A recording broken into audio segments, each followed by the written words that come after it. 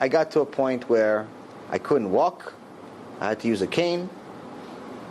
And I became very antisocial. I would see my parents maybe once every few months. I wouldn't answer any phone calls. Business was going downhill. Problems were going uphill. All of a sudden the government started taking interest in some articles that I wrote about them, calling them out for being cheaters and liars. Started auditing my firm, and even though they couldn't find anything, because Baruch Hashem everything was kosher, I couldn't stop them from torturing me. And they pretty much parked in my office. After they finish one audit, they bring another audit. At one point, I think it was in 2009 or 2010, I had 6 simultaneous audits. 6 audits at the same time, which only firms like Goldman Sachs and Merrill Lynch would have. And even they wouldn't have 6 of them at the same time. I was a tiny little firm. I mean, we were making money, but relative to the real firms, nothing. When Hashem wants you to get back to earth, He has His ways.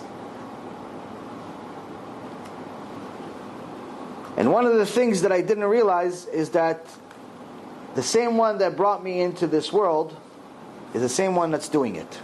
He didn't forget me. He doesn't hate me. He's trying to save me. But as Shlomo HaMelech says, Ga'avat Adam tashpilenu. The pride of man will be his downfall. My ga'ava was my skill set, my ability, my money. Why should I worry about anything? Hashem gave me something to worry about. Eventually I gave in, and I said, you know what? I gotta go to this guy. God, answer my prayers.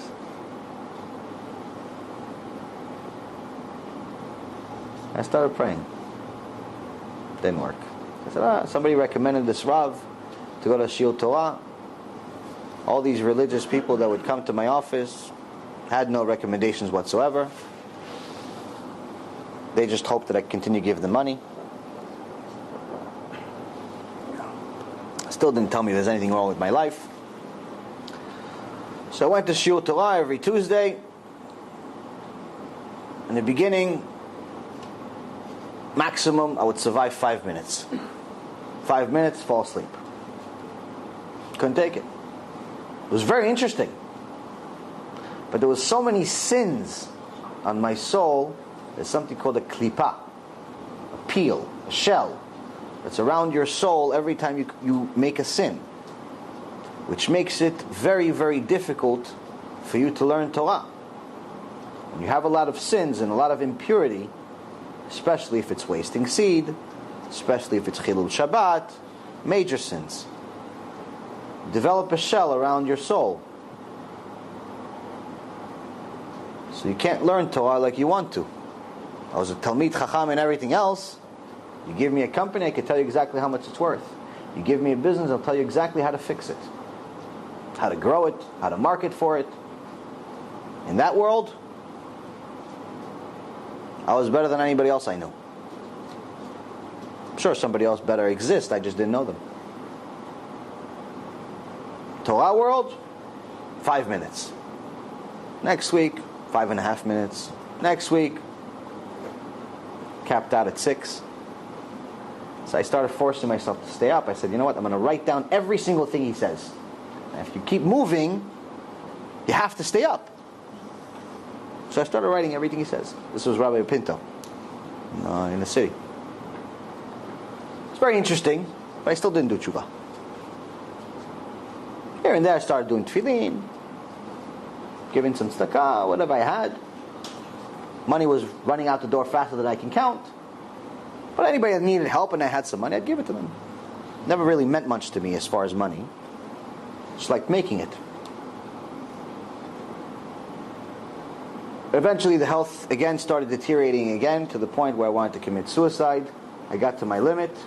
Obviously Hashem knew. And that's when the first miracle happened. My mom saw me in a really, really bad condition, and your moms know exactly who you are without you saying a word. She knew that I don't have much time left. at least not psychologically. So she decides to take one of these books that she has, these phone books that she has. She collected the rabbis' names from all over the world with phone numbers, and she starts calling every single rabbi in the book. For almost 2 hours she's calling rabbis, but nobody's answering the phone today. Then she reaches a number in Israel, different country. A woman answers the phone.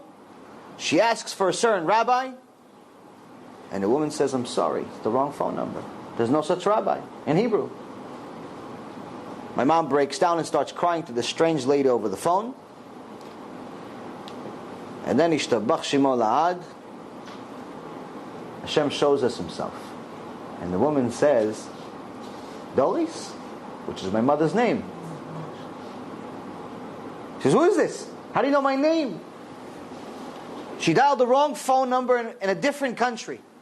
And she got to not only a person that knows who she is, recognizes her voice, which is not very easy, by the way, especially since she never talked to each other on the phone in their life, but is also the only person that can help.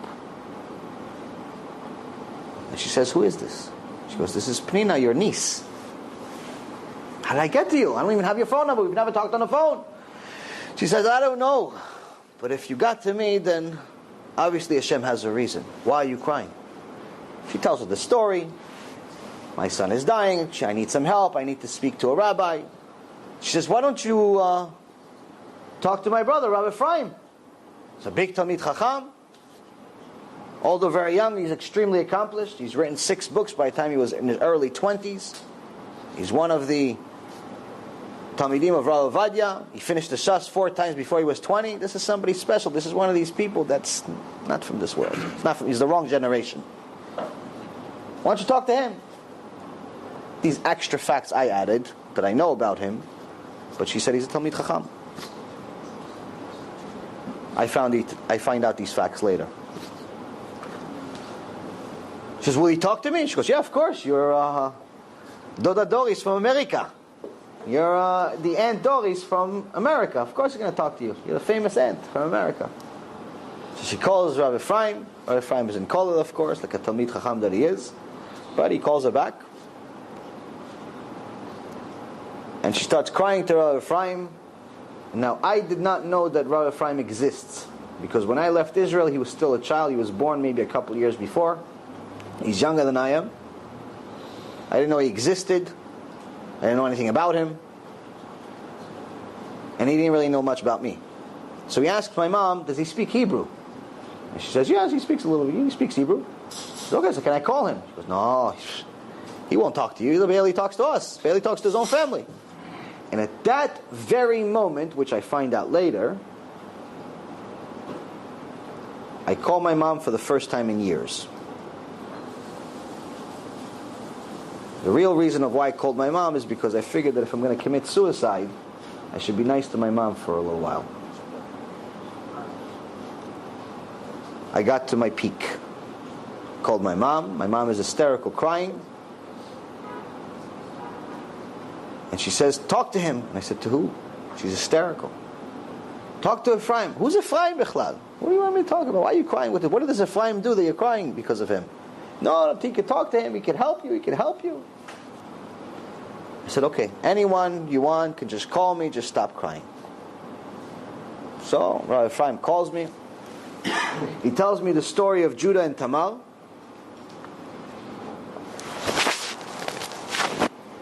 I find it very interesting. I start asking him questions. Questions I had my whole life. And for the first time in my life, I get answers. But not just answers. I get answers with sources. If you ask me a question, sometimes I'll provide you a source. Sometimes I'll tell you I'll get back to you. But he was something different. It was a spot. And not only that, when I would ask a question, he'd make me feel good about it. I'd ask a question, he'd say, "Oh yeah, this rabbi asked the same question as you 852 years ago. In this book, on this page, this paragraph." And he gives me exactly what it says. I'm like, wow, how do you remember the page, Bechlal? Who thinks about the page? I thought I was smart. This guy was an alien. So then I ask another question. He goes, oh, wow, that great question. It makes you feel so good. I'm like, yeah, of course I asked the same question. Of course. What do you mean? I'm from Wall Street. Of course I asked the same question as the Rambam. Little do I know that I'm closer to being a monkey than the Rambam. So, oh yeah, this rabbi asked the same question 412 years ago. On this page, this paragraph, this perek. And I ask everything. So the first conversation was very nice. An hour and 40 minutes. The following week he calls me Thursday, 4 o'clock. We have a conversation for 3 hours. Same thing. Questions, answers, sources. Following week, Thursday, 4 o'clock, 5-hour conversation. Following week, Thursday, 4 o'clock, 7-hour conversation. Straight, whole time Torah. But questions about everything. Business, money, dinosaurs, science, anything you can think of. I couldn't believe it. I was getting answers. It was like a high. Something like unbelievable. The pain all of a sudden was not relevant. I didn't care. I was in pain, not pain. I was getting answers. Finally, you're finally finding the reason for even being in this world. You're finally getting answers. Getting answers for anyone that hasn't gotten answers in their life, you have to try. As Hashem says to us in Sefer Dvarim, chapter 4, if you look for me, you'll find me. But only if you look for me with all of your heart and all of your soul. You can't look for Hashem like a cat. You look behind the garbage pail, oh, he's not here, we're going to buy another one.